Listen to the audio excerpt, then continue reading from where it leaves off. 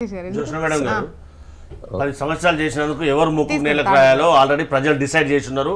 దాని ప్రకారంగా ఇంకో మాట చెప్పారు, కేసీఆర్ గారు వస్తే రమ్మంటారు అంటే కేసీఆర్ గారు బయటికి రారు, వీళ్ళు తిరగరు.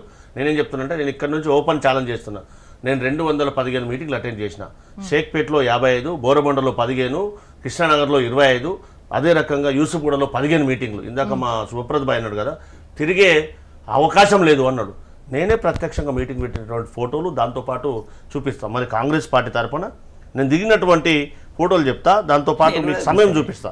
ఎందుకు చెప్తున్నానంటే, ఎందుకు మాట్లాడుతున్నానంటే, అబద్ధం మాట్లాడడం అనేది మంచి పద్ధతి కాదని ఒక మాట అయితే, రెండో అంశం ఏంటంటే, మనము ఎప్పుడైతే బీఆర్ఎస్ పార్టీ రెండు పర్యాయాలు కల్పిస్తే ఎన్ని సమస్యలు ఎందుకు ఉన్నాయండి? డెవలప్మెంట్ ప్రాసెస్ అంటే ఎన్ని సంవత్సరాల వరకు అవుతుందండి? డెవలప్మెంట్ ఎన్ని సంవత్సరాల వరకు అవుతుందండి? అంటే ఎన్ని పర్యాయాలు చేస్తే డెవలప్మెంట్ సాధ్యమవుతుంది? ఇక్కడ నుంచి నేను ఒక్కటే ఎగ్జాంపుల్, ఓయూ కాలనీకి కానీ, బోరబొండకు కానీ, లేదంటే కృష్ణానగర్ కానీ, లేదంటే ఉషుప్గూడకు కానీ, సోమాజిగూడలో ఒక పార్ట్ అయినటువంటి ప్రాంతానికి కానీ, ఇక్కడ నుంచి ఎవరైనా కాలం తీసుకోండి. ఎస్, బీఆర్ఎస్ ప్రభుత్వంలో చేసినట్టయితే ఒక్కసారి మీరు చూసి చెప్పండి. చూసి చెప్తే మీకు కూడా అర్థమయ్యే అవకాశం ఉంటుంది, అది కూడా తెలిసే అవకాశం తెలుస్తుంది కదా.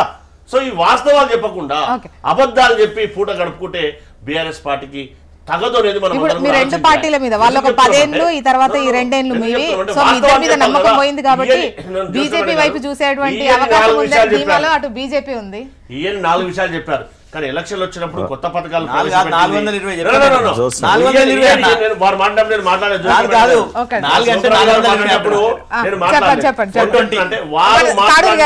మాట్లాడలేదు. దాంతో పాటుగా ఎక్కడైతే ఎలక్షన్లు వచ్చినప్పుడు కొత్త కొత్త పథకాలు తెచ్చింది దేశానికి అందరూ తెలుసు, అన్ని రాజకీయ పార్టీలు తెలుసు, దాని గురించి పోను. కానీ మేము చేసినాయి, రేషన్ కార్డు ఇచ్చినాం, సన్న బియ్యం ఇస్తున్నాం, దాంతో పాటుగా డబుల్ బెడ్రూమ్ ఇళ్ల గురించి ఎక్కడైతే వాళ్ళు కట్టిపోయినరో అర్హులైన వారికి అందరికి కూడా వారిని ఐడెంటిఫై చేసి ఇస్తున్నటువంటి పరిస్థితి.